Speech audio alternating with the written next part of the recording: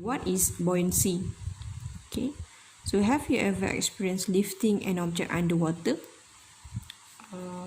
out from the water?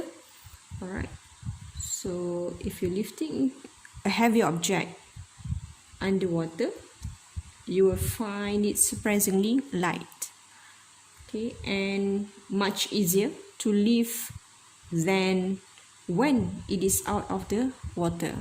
Why? Okay, so if an object submerged in water, okay, it will experience, okay, there is a force, we call it as upthrust force, acted towards the object, okay, namely buoyant force.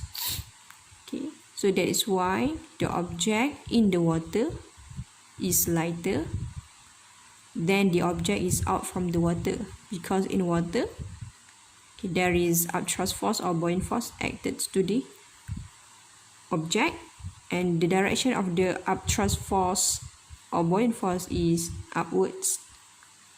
Okay,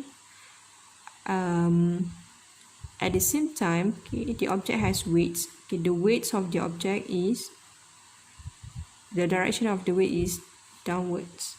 Okay, why? Because weight is because of the gravitational force of the earth, so will always pointing downwards, right?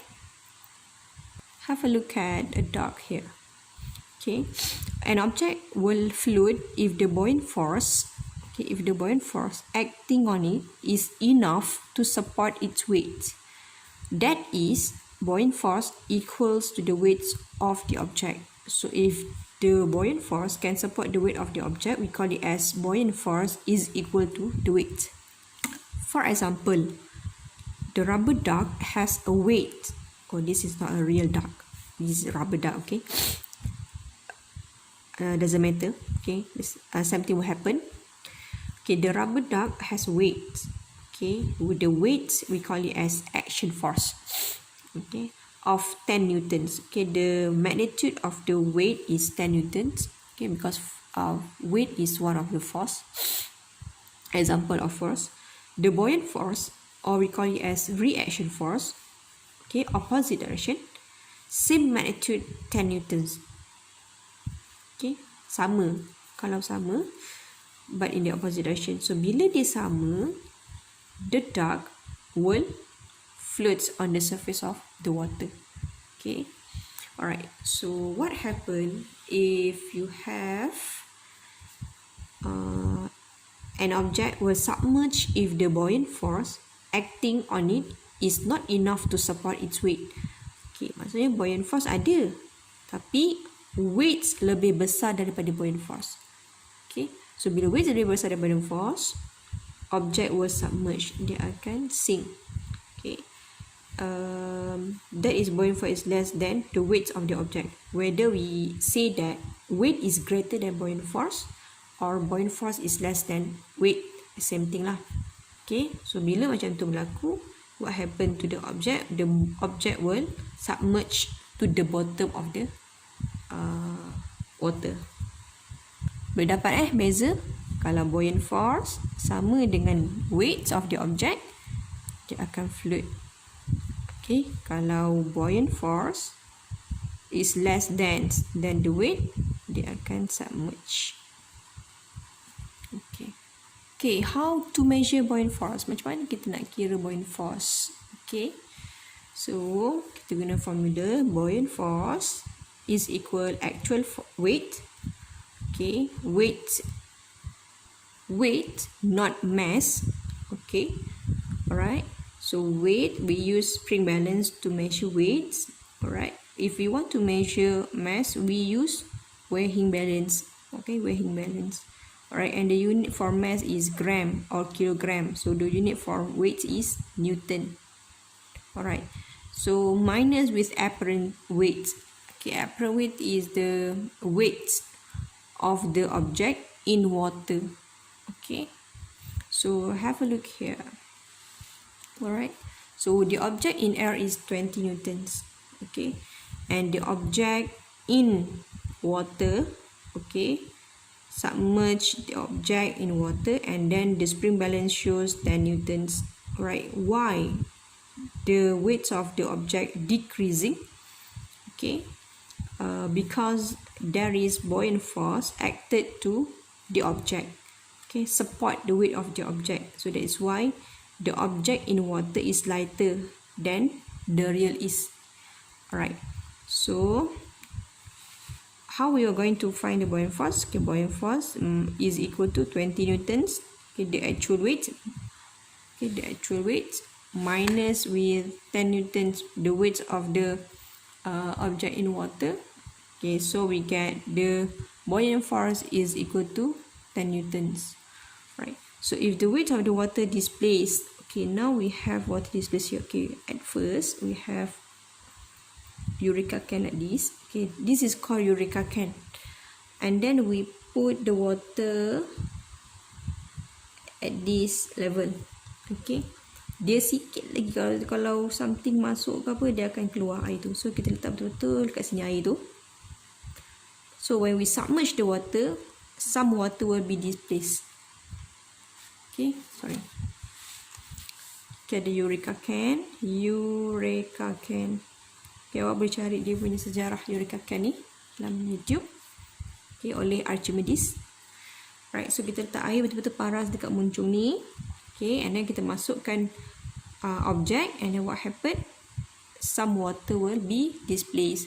So if we collect the water and then we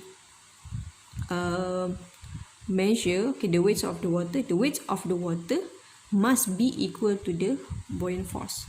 So the weight of water displaced is equal to the buoyant force.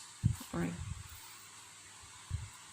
weight of the water is equal to the buoyant force. Water displaced yang ni, not water here. Alright. Then what is the relationship between density and buoyant force? Okay, so we have first case, buoyant force is greater than weight. When an object that is less dense than a liquid, okay, less dense than a liquid, is pushed. Okay, so awak ada objek ni dia kurang tumpat berbanding dengan air. Okay, kita tekan dia ke bawah, kita push dia. Bila kita push dia into the liquid, the buoyant force, upthrust force, is more than the weight. Okay, so because the object is less dense than the water, so the buoyant force acted to the object is greater than the weight of the object. So then what happened? It pushes the object up to the surface of the liquid. The object will float. Macam awak buat air sirap bandung. Oh, puasa-puasa sedap lah sirap bandung. Okay, so awak masukkan ais tu akan tenggelam sekejap, and then dia akan naik ke atas kan. Sebab apa? Sebab density of ice ni lebih kurang berbanding density of water. So that's why the ice float. Okay, so FB is greater than W. Alright, the weight of the object. And then second situation, when we have FB, buoyant force, less than weight. Okay, dia kurang berbanding berat objek ni. Contoh objek yang awak ada ni adalah paku, nail. Okay, kalau awak masukkan paku dalam air, apa yang berlaku?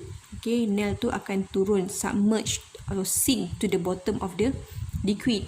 Okay, conversely, when an object that is more dense, okay, objek paku tu dia lebih tumpat berbanding dengan air. Okay, the buoyant force, upthrust force, is less than the weight. Okay, buoyant force is less than the weight. So weight tu lebih besar daripada buoyant force. Okay, buoyant force cannot support the weight. Right? It causes the object to submerge to the bottom of the liquid. So apabila kepada paku tu, apabila kepada objek tu, dia akan berada di dasar air lah. Sebab dia berat. Buoyant force tak mampu nak menampung berat tersebut. Okay, dan dia berada di bawah. Kita dapat dua kes yang berbeza.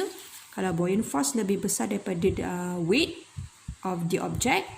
Okay, buoyant force lebih besar ni, buoyant force ni, bawah ni. Sorry, yang bawah ni adalah weight. Yang atasnya adalah buoyant force. Kalau buoyant force lebih tinggi berbanding weight, apa berlaku? Objek itu float. Kalau weight lebih besar daripada buoyant force, apa berlaku? Dia akan submerge. Boleh? Yang ni dia akan float, yang ni dia akan submerge. One of the example application of buoyancy and density in our daily life, alright, is limestone line. Okay, nampak tak dekat cargo ship biasanya dia akan ada line-line macam ni.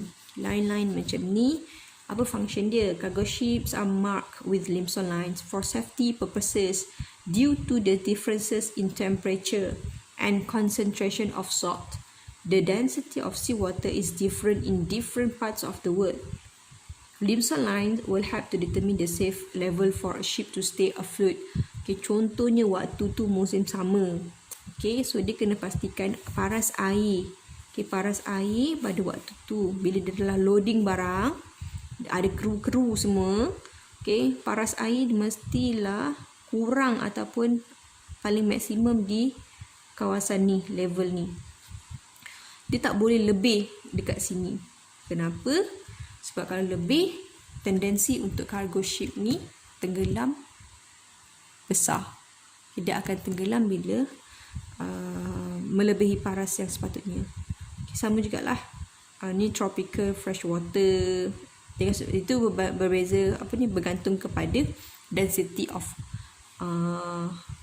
water, and then ni bergantung kepada temperature. Okay.